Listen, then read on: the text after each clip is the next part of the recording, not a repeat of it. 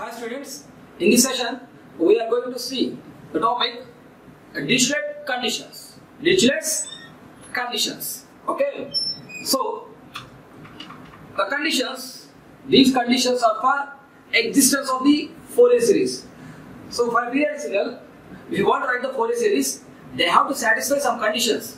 Those conditions are nothing but Dirichlet conditions. That means if you want to represent a continuous time periodic signal in terms of Fourier series, it has to satisfy some conditions. Those conditions are called as Dirichlet's conditions. Okay. Now, see the definition of the Dirichlet conditions. The conditions under which a periodic signal can be represented by a Fourier series are known as Dirichlet conditions. The conditions under which a periodic signal can be represented by a Fourier series are known as Dirichlet's conditions. Simple.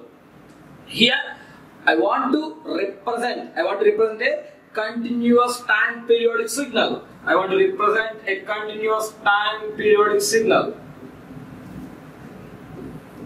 Consider x of t. X of t is a continuous time periodic signal. If I want to represent this signal by Fourier series, it has to satisfy, the signal has to satisfy some conditions. Those conditions are called as Dirichlet conditions. The conditions under which a periodic signal can be represented by a Fourier series are known as Dirichlet conditions. They are as follows. First, the first condition. The first condition is the function x of t, the function of the signal x of t must be a single valued function. Must be a single valued function. The function must be a single valued function in one period. That is, in each period, the function x of t must be a single valued function. So, if you want to get a clear idea, I will go for the graphical representation of that one. Let us consider a signal like this. See, at this point, this function has two values. 1, 2. At this point, this function has two values. Okay. So, it is having more than one value at a particular point. So, it is not a single valued function. Let us consider like this. Go for like this. See, at each and every point we have only one value. At this point we have one value. At this point we have one value. At this point we have one value. So simply we can say this is an example for single valued function. Single valued function. So it is t. This is x of t. So it is a single valued function. But see here, at this point we have one value for the function and we have another value. We have two values for the same function at this point. That means it is not a single valued function.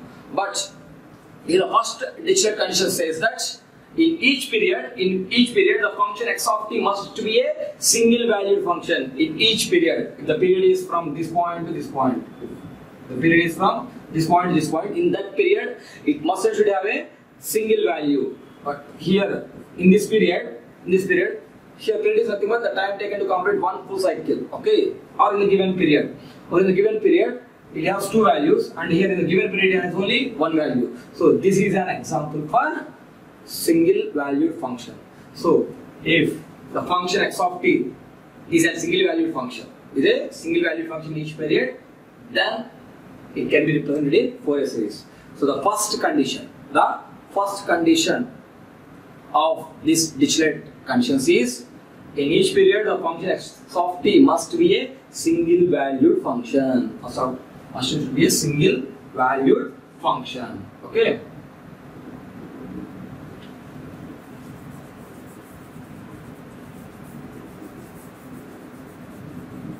Next,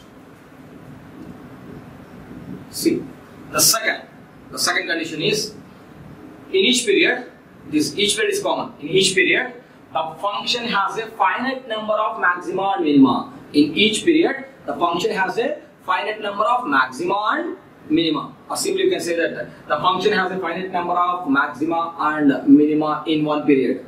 So in one period, it must have a finite number of maxima and minima. See, for this, you can go for the example as like this.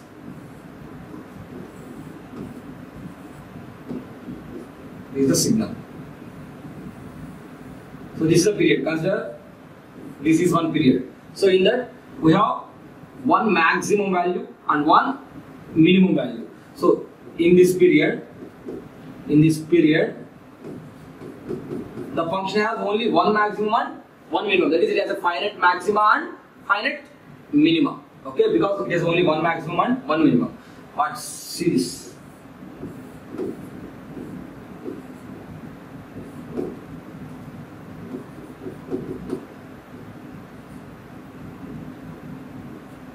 This is the period. In this period,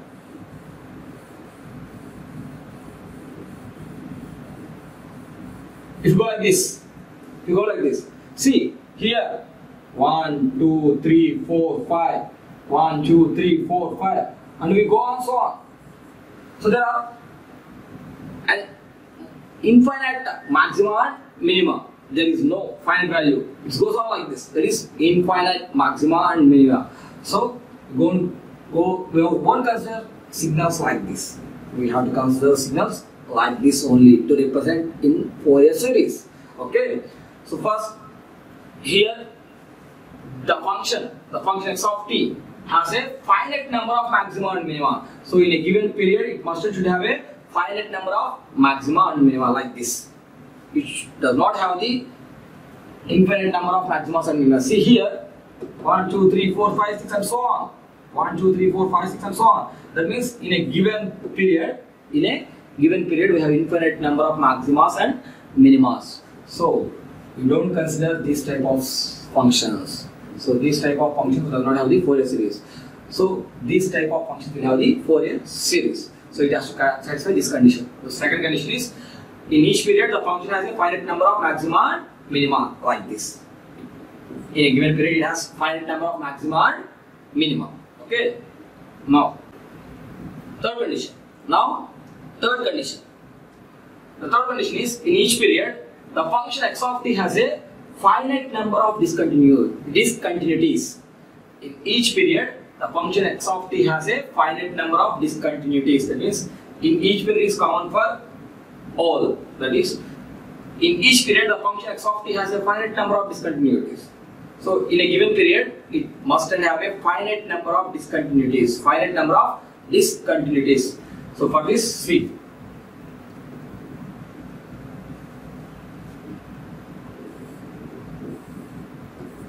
Zero. So this is the period. There is a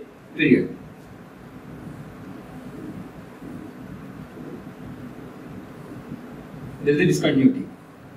And there is a, so here is a one discontinuity, here is another discontinuity. So there is a change, and there is a change, and there is a change. Okay, see the points.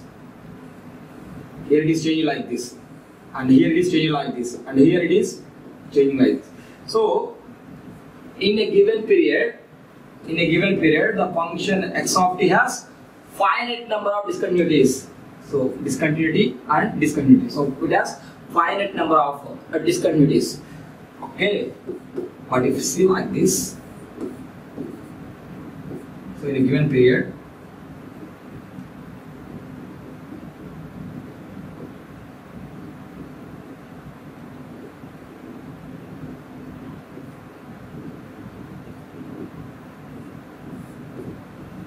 see here we have more number of discontinuities. We have infinite number of discontinuities. So you see the signal like this.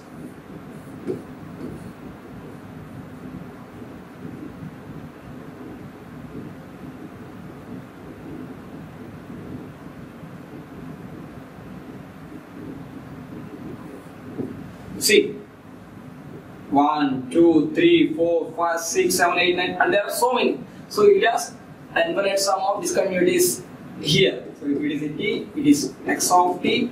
So this function has infinite sum of discontinuities. But see, here we have a finite number of discontinuities. So we can write the Fourier series for this type of signals. We can't write the Fourier series for this type of signals. Okay, so this is the third condition. This is the third condition. So the third condition is in each period the function x of t has a finite number of discontinuities. Finite number of discontinuities. Next we move on to the last condition.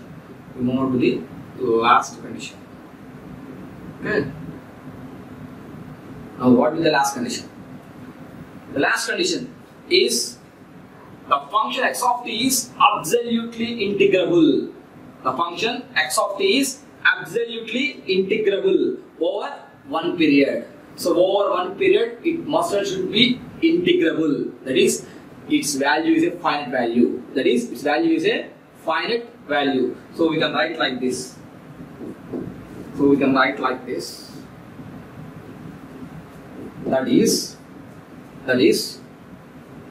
finite value is integrable over a period. So we have to consider integration over a period. Integral 0 to t mod of x of t dt. Mod of x of t dt will have a value less than infinity. Will have a value less than infinity. That is, this function is absolutely integrable over one period. If the period is from 0 to capital T, 0 to capital T is the period. So in this period, the function is x of t. That x of t is must and should be integrable. Integrable means it must and should have a finite value. Finite value. The integral must and have a finite value. That is, the integration of mod of x of t over the interval 0 to t must and should have a value less than infinity. Less than infinity is a finite value. So we have to represent the equation like this. Integral 0 to t mod of x of t dt must and should be less than infinity. Must and should be less than infinity. Okay.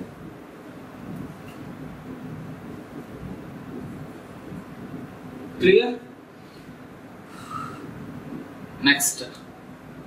So these are the conditions for a period signal x of t to be represented in Fourier series.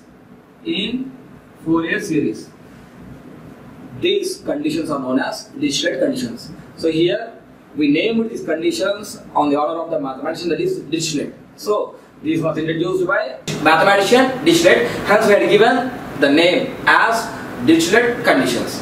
So we have four Dirichlet conditions. We have four Dirichlet conditions. They are: first one, the function x of t must be a single valued function in one period, and the second one, the function has a finite number of maxima in one period, and third one, the function x of t has a finite number of discontinuities in one period, and the fourth one, the function x of t is absolutely integrable over one period. That is, it must have a finite value. That is, integral 0 to t mod x of t dt should be less than infinity. Okay, so these are the Dirichlet conditions for representing a continuous time period signal x of t in Fourier series representation. Okay, these signals are sufficient. So these conditions are sufficient conditions, but not necessary conditions for the existence of the Fourier series. These are only the sufficient but not the necessary conditions for the existence of the Fourier series. Okay, in this four, the last one is the weak Dirichlet conditions. The fourth one is the weak Dirichlet conditions, and the second and third one are the strong Dirichlet conditions. 2 and 3 are the strong Dirichlet conditions, and fourth one is the weak Dirichlet conditions.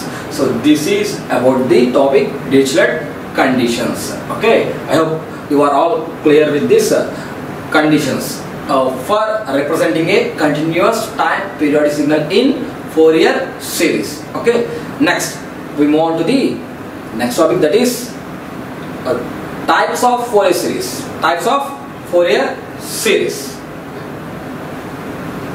Types of Fourier series. The next one. Here there are three important classes of Fourier series method. We have three important classes of Fourier series methods. Three important classes of Fourier series method. Those are: first one, trigonometric Fourier series; second one, cosine or polar form Fourier series. Third, exponential Fourier series. Three important Fourier series classes. Okay, three important classes of Fourier series methods. They are trigonometric Fourier series, cosine or polar form Fourier series, exponential Fourier series. Okay, in your syllabus, they are mentioned only two: trigonometric Fourier series and exponential Fourier series only. Why? Because this cosine or polar form of Fourier series is alternative form of trigonometric Fourier series. The second one, that is the cosine or polar form Fourier series, is alternative form of trigonometric Fourier series. That means if you derive the trigonometric Fourier series, if you change some letters, some order, that is, you alter that form, that is alternative form of this trigonometric Fourier series will give the cosine or polar form. So for that reason, you go through this polar form or cosine form of Fourier series. I will explain trigonometric Fourier series and exponential Fourier series because those two are mentioned in your syllabus. So I will first explain trigonometric Fourier series and then I will go for the exponential Fourier series. So you have to practice this cosine or polar form of Fourier series. Simply, it is an alternate form of this trigonometric Fourier series. As I will explain the trigonometric Fourier series. So from that, you can go for cosine or polar form of Fourier series. That is for your practice. Now, first, what is a trigonometric Fourier series? First, what is a trigonometric Fourier series? See, in representation of signals over a certain interval of time, in representation of signals over a interval of time, in terms of linear combination of orthogonal functions, in terms of linear combination of orthogonal functions, if the orthogonal functions are trigonometric functions, if the orthogonal functions are trigonometric functions, then we call that series as an trigonometric Fourier series.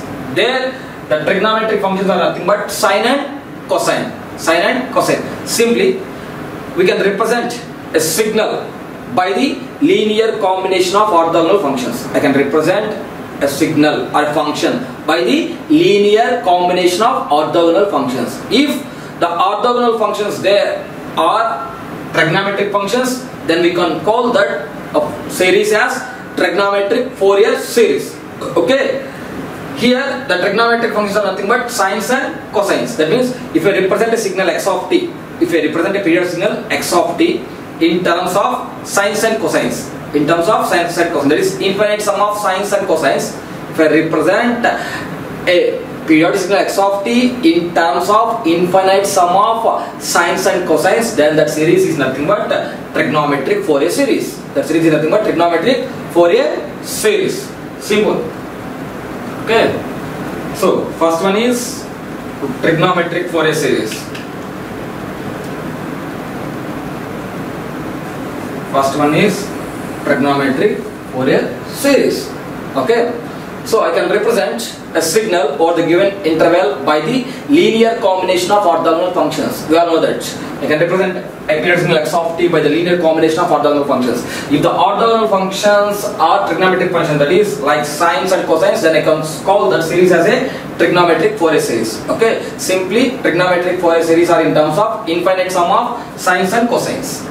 In the same way, in a representation of signals over an interval of time, in terms of linear combination of orthogonal functions, if the orthogonal functions are exponential functions, if the orthogonal functions are exponential functions, then I can call that series as an exponential Fourier series. Then I call that series as an exponential Fourier series. Or simply, I can represent a function or signal x of t by linear combination of the orthogonal functions. Okay. So in representing x of t by the linear combination of orthogonal functions, if the orthogonal functions are exponential functions, then I can say that series is nothing but exponential Fourier series. Here, that is where we will use complex exponential like e power j omega naught t, e power j2 omega naught t, e power j3 omega naught t, and so on. So we will take the complex exponential. Okay. So if x of t is represent a continuous time period signal, x of t is represented by the linear combination of orthogonal functions. In that, if the orthogonal functions are exponential functions, then I can say that series is an exponential Fourier series. That is, there we consider the complex exponential like e power j omega naught t. Simple. So while explaining the exponential Fourier series, I can say in representing the signals over a given interval of time in terms of linear combination of orthogonal functions, if the orthogonal functions are exponential functions, that is like complex exponential e power j omega naught t, then I can say that series is an exponential Fourier series. Or simply, exponential Fourier series is in terms of infinite sum of complex exponentials. This exponential Fourier series is in terms of infinite sum of exponentials. So this is regarding exponential Fourier series. Okay. So these are the various classes of Fourier series. Here we have three classes of Fourier series methods. First one is trigonometric Fourier series. Next one is cosine or polar form Fourier series. Third one is exponential Fourier series. So in this, the cosine or polar form is the alternate form of trigonometric Fourier series. So that I left for your practice. So I am explaining trigonometric Fourier series and exponential Fourier series. So trigonometric Fourier series, in that the orthogonal functions are trigonometric functions like sine and cosine. That is nothing but it is in terms of infinite sum of sines and cosines. That is sine omega naught t, cos omega naught t, sine 2 omega naught t, cos 2 omega naught t, sine 3 omega naught t, so on. Okay. The same way, exponential Fourier series, the orthogonal functions are the exponential functions. The orthogonal functions are the exponential functions. That is, the exponential Fourier series is in terms of infinite sum of complex exponentials like e power j omega naught t, e power j 2 omega naught t, e power j 3 omega naught t, e power j 4 omega naught and so on. Okay. So this is the explanation about types of Fourier series. Just I had given for the definition of trigonometric Fourier series and the definition of exponential Fourier series. Now I will go for the summary of today's class. So in this class I explained about only two topics. The first one is Dirichlet conditions. So I had given the definition of the Dirichlet conditions and I had given 4 Dirichlet conditions. In this, the last one is the weak Dirichlet condition and the 2 and 3 are strong Dirichlet conditions. I explained everything. And then I gone for the types of Fourier series. So there are 3 types of Fourier series. Okay. So the important one is first and third, that is trigonometric Fourier series and exponential Fourier series are important. So I will explain those two. In that I have given the definition for trigonometric Fourier series and exponential Fourier series. I have given the definitions and the outlines of this trigonometric Fourier series and exponential Fourier series. Okay. So in the next class I will go for the derivation of the equation for this trigonometric Fourier series. So in the next class I will go for the complete explanation of this trigonometric Fourier series. So next we will start trigonometric Fourier series. Thank you.